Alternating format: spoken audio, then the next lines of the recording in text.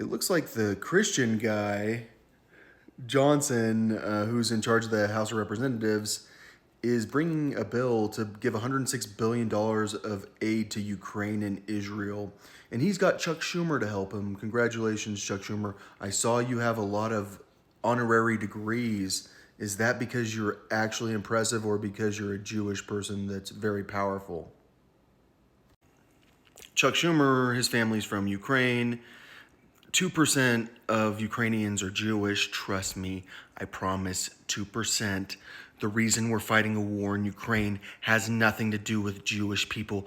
I promise. So, in the late 19th century, 1/4 of the world's Jewish population lived in Ukraine. And that's not actually true because, as we've learned from like our studies, the Jewish people took over the Catholic Church. They were the Order of Melchizedek and the Levites. They were the bishops and the cardinals, and they were the tax collectors, and they were the Roman Empire. So that's from the Encyclopedia Britannica. I think they checked their sources. So the Baptist guy, he's giving $106 billion in supplemental aid. So when I went to Baylor, was it planned? I like, it was planned for me to go to a Baptist university. Like, do I think that people will literally try to make sure my grades are bad to like ruin my chances at getting into a better school? I'm 100% certain. Like, I was going to Baylor. Like, they knew it. I'm sure you guys are going, well, you don't seem to be very Jewish. You've never heard of a Jewish person like me. Like, I am that Jewish. Like, Jewish people see me and like they go, wait, you're Jewish like that. If you're doubting these people are involved with Protestant stuff because they're only Catholics and Jewish people, even though like they are that much Catholic, because it's that hard to be Catholic. Like, if you're a real Christian, there's no way you're staying Catholic. I promise. Like, in no possible universe. Like, if you actually want to believe in it. There are those that are like, don't tell me about the Greek. Like, please stay away from the Greek. Like, I believe in my New Living Translation. The president of Baylor University, he was divinely inspired. I promise. And then there are people like me that are like, no, it's in the Greek and it's a true story, and like there are mysteries in there and like there's wisdom in there, and that's what I care about. All right, so $106 billion. Let's compare that to Luxembourg.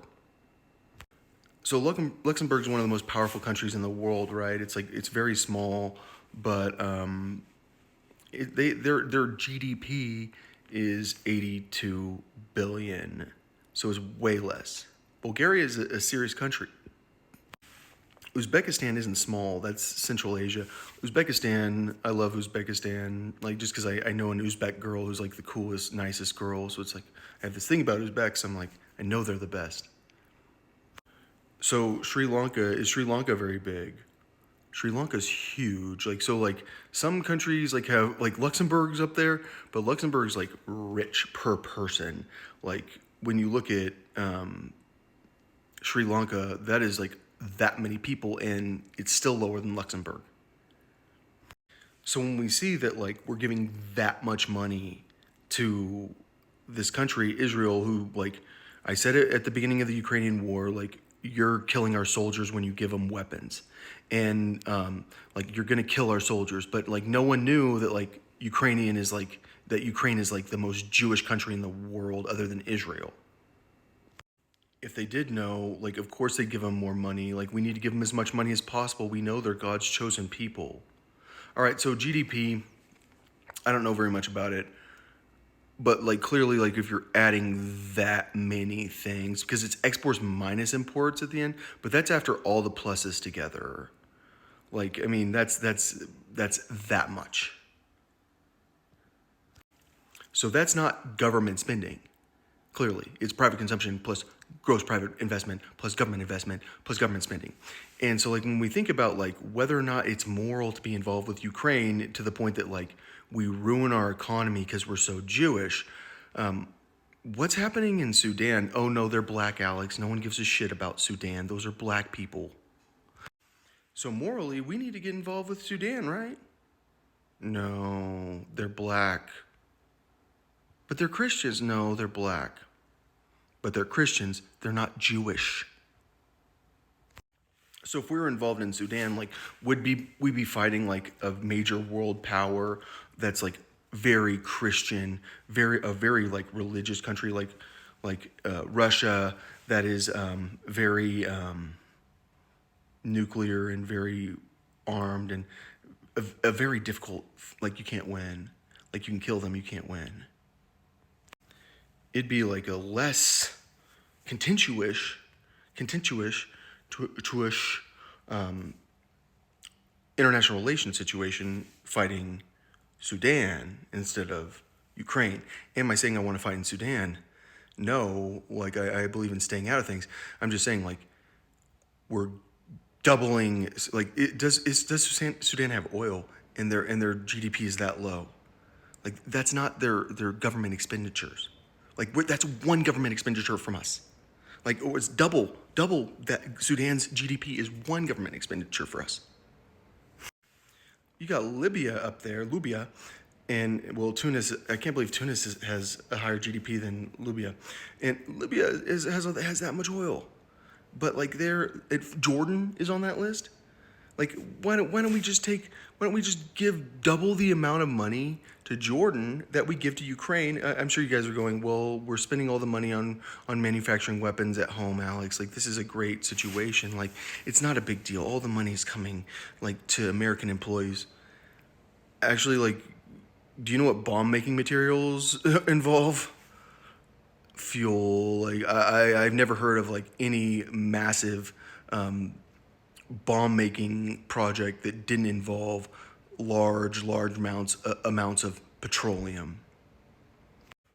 So do I feel bad about the Ukraine situation? The last thing I want is people to suffer more. Like, every time the winter comes around, like, I know, like, it's like a sad thing for me, or it's a sad situation in that part of the world. Like, I'm the person who, like, looks at the weather in Ukraine and looks at the weather in Russia and goes, "Oh, those poor people." Like, I think that's a miserable situation. But I also said a long time ago, Ukraine should just get conquered. And I think that everyone knows that they're at war with Russia. The thing is, like, why does Russia need to conquer Ukraine so bad? We ruin them with our, like, sanctions. And what are sanctions? A lot of the time it's like freezing your money. Like, you sold a bunch of oil. It's in the bank. We're going to go talk to the banker, and he's going to make sure you can't have your own money. And, like, that's the kind of thing we've been doing for a long time. And then everyone in the United States thinks that's moral, that's fine. The United States will never care if we're killing people. Like, they will never think twice about killing a Russian. Like, because they're like, oh, well, it's jobs in the United States. That's what Chuck Schumer says. Like, we can get more jobs here. And the reality is that, like, it's not very hard to figure out that Russia doesn't have the moral high ground because they invaded Ukraine.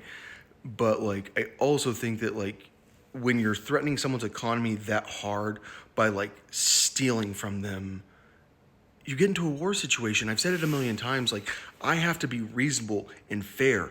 And, like, that's how I have allies. And that's how people, like, trust me, is because, like, I'm reasonable in my economic relations with people. When we talk about all these wars throughout history, like the Opium Wars and like even the World War II, Japan's involvement in it, like, did that come down to, like, economics? Like, you will never believe how much things come down to economics. Cut off a country's fuel and find out if you go to war. You'll never believe it. They will go to war with you. Cut off their bread, like, cut off their cooking materials. Like, they will go to war with you. Threaten their safety. They will go to war with you. Don't back someone into a corner, or else they'll go to war with you. And, like, I think that war is one of those things that's, like, super complicated. But for, like, someone like Chuck Schumer, it's not complicated. It's, well, we're with the Jews. Like, they're God's chosen people. And only 2% of Ukrainians are Jewish. So, like, we've seen all the advertisements. Oh, Ukrainians are Jewish. Ukrainians are Jewish. Only 2%, Chuck. So, like, don't worry. Like, it's only 2%, right?